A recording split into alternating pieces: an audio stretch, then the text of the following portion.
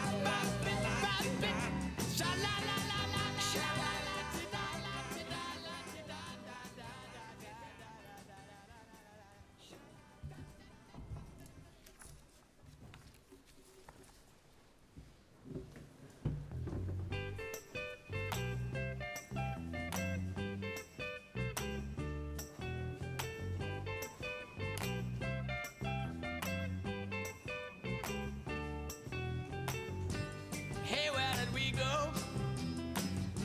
Days when the rains came down in the hollow, playing a new game, laughing